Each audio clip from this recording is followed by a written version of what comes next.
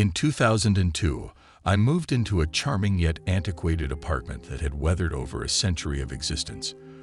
The living room and kitchen exuded a certain warmth, but the vibes in the bathroom and bedroom were disconcerting, as if unseen eyes were constantly observing. The unease, initially a subtle discomfort, escalated as I settled in. The bedroom held a peculiar aura, and a strange aversion to the closet emerged. The mere act of keeping its door ajar sent shivers down my spine, accompanied by imaginary gasping sounds echoing in my mind. One night, the tranquility of my slumber was abruptly shattered by a thunderous bang on my bedroom door. Startled, I ventured out to inspect, finding all windows securely locked and the door's chain undisturbed. The apartment stood empty, leaving me perplexed and unnerved. The uneasiness persisted, with the bedroom becoming a sanctuary only when its door was tightly locked. The closet, harbinger of strange noises and discomfort, remained a source of dread, always kept closed. The unsettling incidents culminated in an episode that forever altered my perception of the apartment. One night, roused from deep sleep, I felt an oppressive force holding me down. In the pitch darkness, a spectral presence seemed to loom over me. When I finally summoned the courage to illuminate the room, the specter vanished, leaving me in a state of terror. From that point on, darkness became my adversary, and a bedside lamp became a necessity. The apartment's eerie ambience extended beyond my experiences. Friends who visited reported feeling watched in the bathroom, confirming that my discomfort wasn't merely a product of an overactive imagination. As the oppressive atmosphere intensified, an opportunity to move to another unit presented itself, and I seized it eagerly. Later, while chatting with the building manager, I broached the topic of my haunting experiences. Though met initially with skepticism, the truth eventually unraveled during renovations. The building owner disclosed that a former tenant had tragically taken their own life in the closet, and the original architect of the building had passed away within those very walls. Armed with this revelation, the inexplicable occurrences I endured gained a tragic context. My departure from that apartment wasn't merely a flight from discomfort. It was an escape from the lingering shadows of a haunted past. When my grandparents acquired their sizable home, a haven designed to accommodate their family of 10, little did they anticipate the eerie secrets concealed within its walls. The revelation came when my grandfather, a diligent renovator, stumbled upon a fake wall during one of his explorations upstairs. Intrigued, he decided to dismantle this hidden barrier to unveil what lay beyond. As the wall yielded to the force of his efforts, it revealed a peculiar sight, a collection of children's clothes and playthings, frozen in time as though abandoned in haste.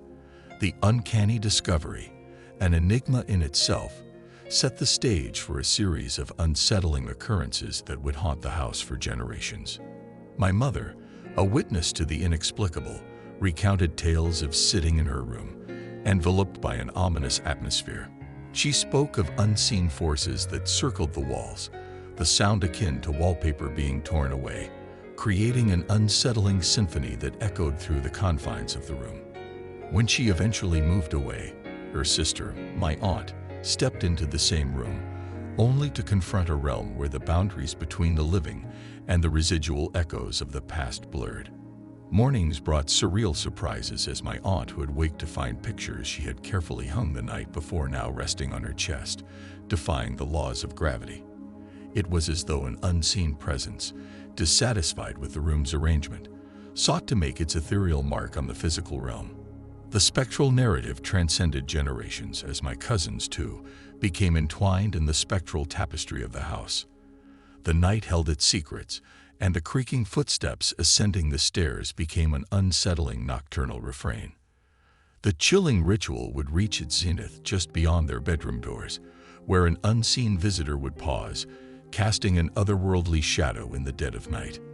Even now, as an adult, the allure of the upstairs realm remains elusive, shrouded in an unrelenting coldness that defies the warmth found elsewhere in the house. Strange vibes linger, a testament to the enigmatic history that permeates the upper echelons of their home.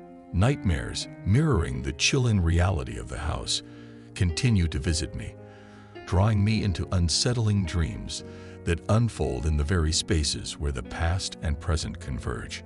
The house stands as a silent witness, its walls echoing with the whispers of a history not entirely at rest. During my university days, an unexpected shortage of booze prompted my friends and me to embark on a late-night quest to the nearest 24-hour supermarket. The journey led us through a maze of suburban houses, each resembling the next in the quiet darkness. As we strolled down a seemingly ordinary road, a peculiar sight unfolded before us. An expansive field hosting a lively gathering caught our attention. In the midst of this suburban landscape, a large campfire blazed, casting dancing shadows on the figures of people riding horses. The air resonated with the melodies of musical instruments, creating an atmosphere that felt strangely antiquated. Lanterns scattered around the area added a warm glow to the surreal scene. Intrigued, we continued on our way, the image of the peculiar gathering lingering in our minds. However, mere minutes after passing the field, a shared realization swept over us. We couldn't shake the feeling that what we had witnessed was profoundly out of place. Fueled by curiosity, my friends and I decided to retrace our steps and investigate the mysterious assembly. As we approached the spot where the vibrant scene had unfolded, anticipation hung in the air. To our bewilderment, there was nothing there. No trace of people, no horses, and most puzzling of all, no field. The suburban landscape extended uninterrupted, devoid of the lively spectacle we had witnessed only moments ago. Perplexed, we walked up and down neighboring roads, convinced that we were on the right path. Despite our certainty, there was no sign of the enigmatic gathering, just an endless stretch of houses that seemed to mock our confusion. We weren't inebriated, though a few drinks had been consumed. The bizarre encounter left us with more questions than answers, a perplexing memory etched into our collective university experience. The unexplained vanishing act of that peculiar gathering remained a spectral enigma, a testament to the inexplicable mysteries that can unfold in the quiet corners of suburban anonymity. In the repertoire of inexplicable tales that weave through my family's anecdotes, my uncle holds a collection of encounters that defy logical explanation. A man of unwavering seriousness, he doesn't dabble in flights of fancy or embellishments. One such tale, etched in the annals of our family lore, unfolded on a languid summer day in St. Louis. Driving down a tranquil country road, the oppressive heat of the St. Louis summer weighed heavily on the air. In the distance, a peculiar sight caught his eye. A family, seemingly out of place, walked along the roadside. What struck him as odd was not just the unseasonable attire they wore in the sweltering heat, but the absence of shoes on their feet. Cloaked in garments resembling shawls and wraps, the man, woman, and child trudged along the road. In an act of compassion, my uncle decided to offer them respite from the scorching sun. Pulling over, he extended an invitation for a ride, and to his surprise, they accepted. As they settled into the car, the man informed my uncle that their home was just a few miles down the road. An agreeable silence enveloped the car as they continued their journey. Weeks passed, and the peculiar memory lingered in my uncle's mind.